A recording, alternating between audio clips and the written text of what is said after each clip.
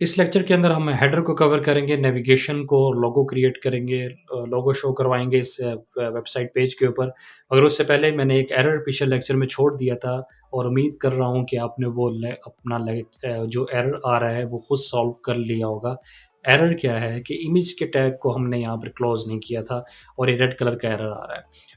Run तो हुआ code, design भी ठीक रन हुआ और उसने इमेज भी शो कर दी, मगर जब आप इस तरह के एरर लाइव वेबसाइट पे ऑनलाइन जब उसको अपलोड करते हैं तो ये एरर आ रहे हों तो वेबसाइट रन नहीं होती। लाइव सर्वर्स के ऊपर वेबसाइट रन नहीं होती।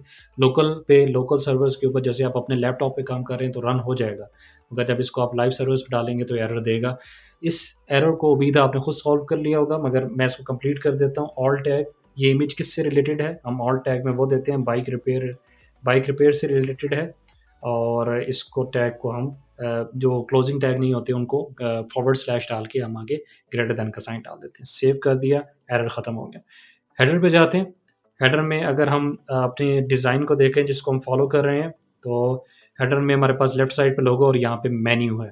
हम इसको क्रिएट करेंगे। सबसे पहले मैं एक डिव क्रिएट करूँगा यहाँ पे, डिव, और इसको क्लास दूंगा। क्लास दे देते हैं हम लोगो की। ठीक है, इसमें हम लोगो डालेंगे और नीचे मैं नेविगेशन का मेन्यू बनाता हूँ।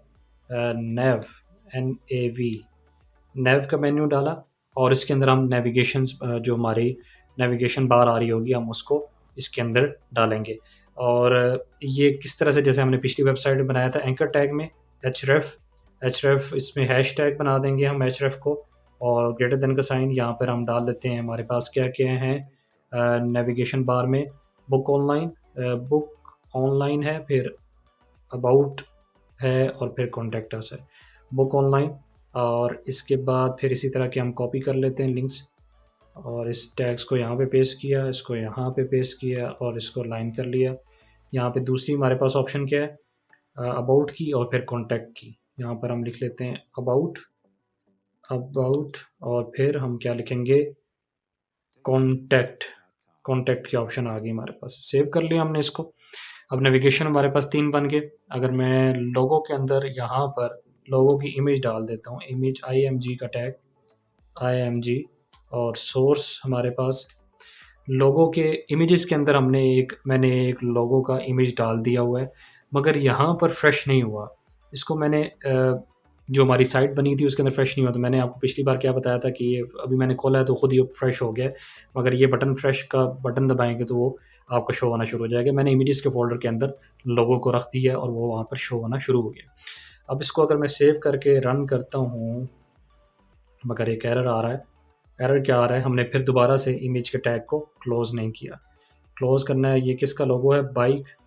Repair shop bike repair shop का ये लोगो है और इस इमेज को हमने बंद कर दिया। अब मैं इसको सेव करके रन करता हूँ। रन करते हैं, ये हमारे पास आ गया लोगो और नीचे हमारे पास मेन्यू आ गया, नेविगेशन। अब हमने मेन्यू को राइट साइड पे लेके जाना है।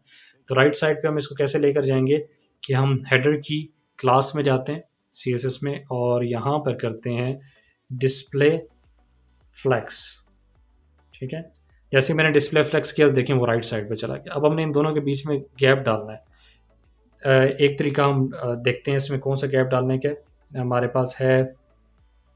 हम किससे पहले जस्टिफाई कंटेंट में स्पेस बिटवीन, जैसे ही करूँगा स्पेस बिटवीन तो हमने पहले भी पढ़ा था, आपको बताया था बीच में स्पेस, जैसे हमने 3 डिव्स के अंदर हमने स्पेस क्रिएट की थी, इस तरह हम इसके अंदर क्रिएट कर रहे हैं स्पेस बिटवीन का मतलब कि इन दोनों के दरमियान में इक्वल स्पेस डाल दो। तो उसने उसको मोस्ट राइट पर ले गया उसको, ये देखें राइट साइड पे उसने उसको लगा दिया, इसको भी राइट साइड पे, कोई मार्जिन नहीं है, कोई स्पेस नहीं है राइट साइड पे। अब अपने कंटेंट को दरमियान में लेके आना है तो अलाइन